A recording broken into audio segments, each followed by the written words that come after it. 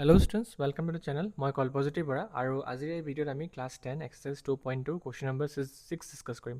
ঠিক আছে? So question number 6 ত কি হৈছে চাও। এটা assertion আৰু এটা reason দিছে আৰু এটা true হয় না চাব লাগে আমাক।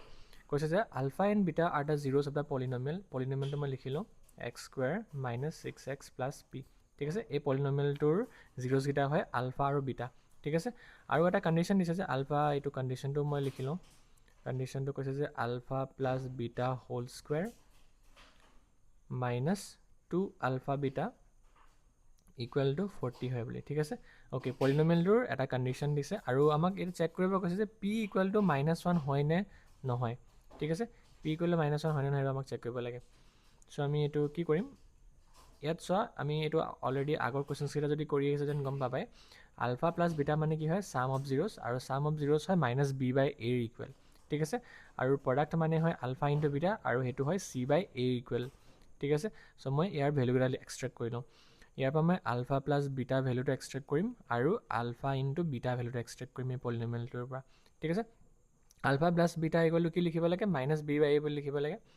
আৰু ইয়াত abc ভ্যালু কোন হয় x স্কয়াৰ লগত যোনটো নাম্বাৰ থাকে হেতু হয় a যোনটো নেকি ইয়াত আছে 1 আৰু x ৰ লগত যোনটো নাম্বাৰ থাকে হেতু হয় b যোনটো নেকি হয় -6 আৰু লাষ্টত থকা নাম্বাৰটো কনস্ট্যান্ট নাম্বাৰটো হয় আমাৰ c সো মোক এটা আলফা প্লাস বিটা কি লাগে b/a লাগে হয় না b জায়গাত মই কি লিখিম -6 বুলি লিখিম আৰু a জায়গাত কি লিখিম a জায়গাত মই 1 বুলি লিখিম ঠিক আছে সো আলটিমেটলি - প্লাস 6/1 মানে মোৰ আলফা প্লাস বিটা ভ্যালুটো পাই গলো মই 6 হয় আৰু আলফা বিটা জায়গাত কি লিখিম c/a বুলি লিখিম তো c মানে কি হয় c মানে তুমি কোৱেশ্চনটোত চোৱা c ভ্যালুটো হয় p আৰু a ভ্যালুটো হয় 1 p/1 মানে কি মান হ'ব p হ'ব ঠিক আছে এতিয়া আমাৰ যোনটো কোৱেশ্চন দিছে কোন যোনটো আমাৰ স্টেটমেন্ট দিছে সেই স্টেটমেন্ট আমি ভ্যালুখিনি বহাই চাও বহাই কেনে আমি চাও আমাৰ যোনটো কৈছে যে 1 নে কি বুলি কৈছিলে yes p equal to -1 বুলি কেনে কৈছিলে -1 পাও নে নাই ঠিক আছে ইয়াত আমি ভ্যালু গিটা এতিয়া পুট কৰি চাম ঠিক আছে ওকে আলফা প্লাস বিটা জায়গাত কি পুট কৰিম 6 টো মই উলিয়াই থৈছো চোৱা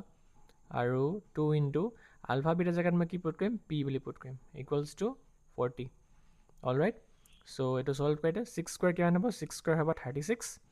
আৰু এই প্লাস 40 টু এফালে আহি গলে -40 -40 আৰু 2p টু ৰাইট হ্যান্ড সাইডত গুছি গলে +2p হৈ যাব ঠিক আছে এফালে তোমাৰ 36 - 40 হলে কিমান হ'ব 36 - 40 হলে হ'ব -4 ইকুৱেলস টু এফালে পালো মই 2p সো -4 2 to ইনটু হৈ আছে 2 to এফালে হলে ডিভাইড হৈ যাব p আৰু তাৰ পাছত তোমাৰ 4/2 হলে কিমান হ'ব 2 1 যা 2 2 2 যা 4 p ইকুৱেল টু আমি 2 আনসাৰ পাইছো p ইকুৱেল আমি 2 আনসাৰ পাইছো ইয়াত সো আমি p ভ্যালুটো পাইছো -2 হয়নে p ভ্যালুটো আমি পাইছো -2 কিন্তু আমাৰ কোৱেশ্চনত কি লিখা আছিল p ইকুৱেল টু কি হ'ব বুলি লিখা আছিল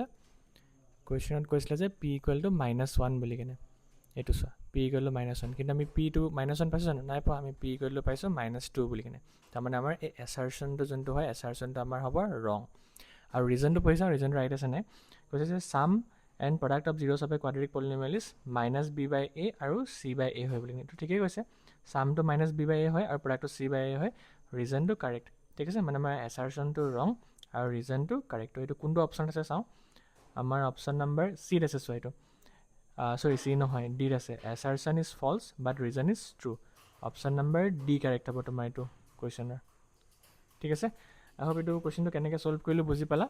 কেনেকৈ কনক্লুজন ড্ৰ কৰিলো ভালকৈ বুজি পাইলা চাগে ভিডিওটা লাইক আৰু এটা কমেন্ট কৰি দিবা থ্যাংক ইউ ফৰ ওয়াচিং